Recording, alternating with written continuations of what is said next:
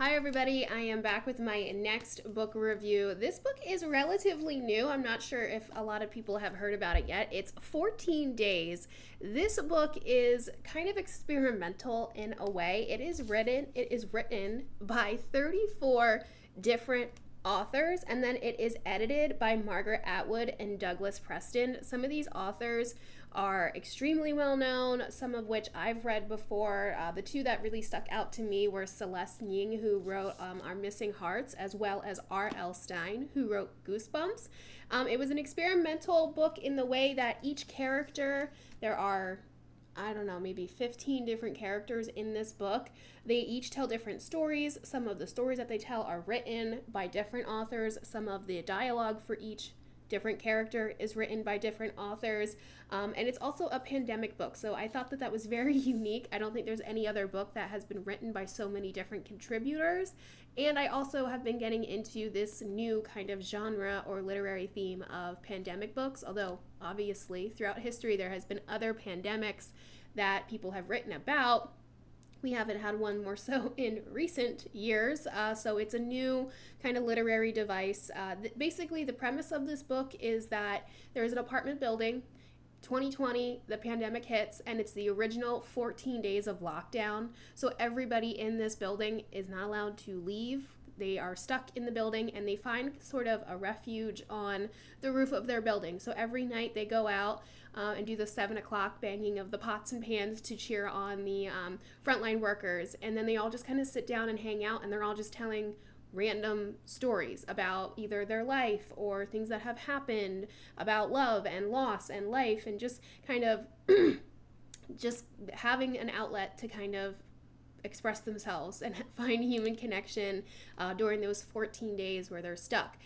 Each different section or chapter of the book is a different day, so there's technically 14 different chapters, but some of them are very long, others are very short. One of the main characters is a woman who is new to the building. She is the super. She's supposed to be taking care of the building and kind of maintaining it, but she's having a hard time doing it because during the pandemic she couldn't get anything. She couldn't get money to fix things. She also just couldn't go anywhere to get light bulbs and tools and things like that.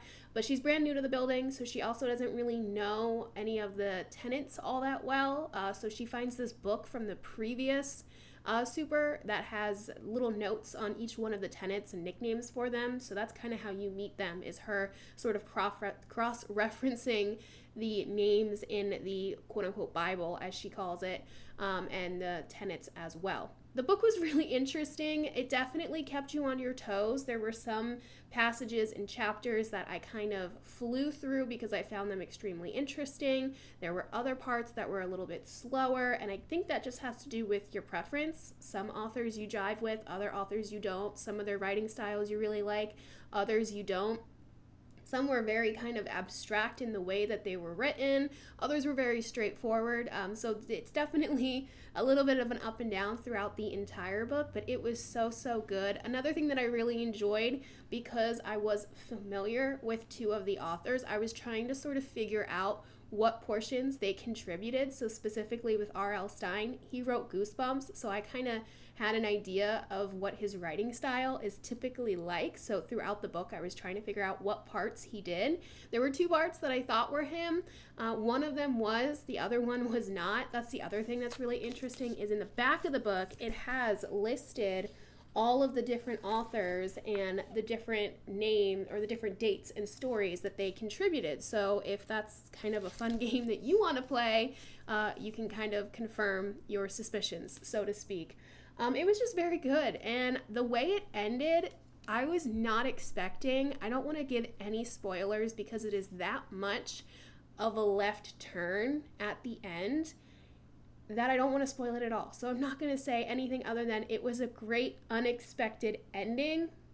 It wrapped things up very nicely. It explained a lot of things that were unexplainable throughout the book, and it was just a 10 out of 10. This was a wonderful, wonderful book. And again, there were some slow parts. There were some more quick parts. It all just depends on your taste with each author and their writing style, and if it's kind of your vibe or not. But it was great. It was very, very good. So I would give that one 5 out of 5, 10 out of 10, 100 out of 100 stars. It was really, really good. Again, 14 Days. It's by all these different authors, but if you look up 14 Days Margaret Atwood, because she was one of the editors. You should be able to find it really easily. My next book, and I just started this one a few days ago, about halfway through. It's Local Woman Missing by Mary Kubica. I'm not sure the pronunciation of her last name, but she is the author of The Other Misses, which is a book that I read maybe about 2 years ago, and I did enjoy it. It's one of those books that's a little bit dark. It's a little bit of a thriller.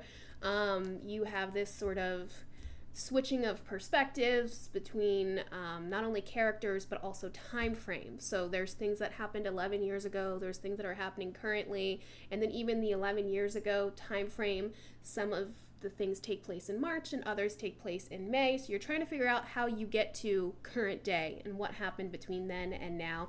I'm really enjoying it so far. It's a very quick read. Her writing style, I just enjoy. It's very straightforward. There's nothing, the storyline is not so straightforward because there's obviously a mystery going on, but the way that she writes is very straightforward, and I enjoy that.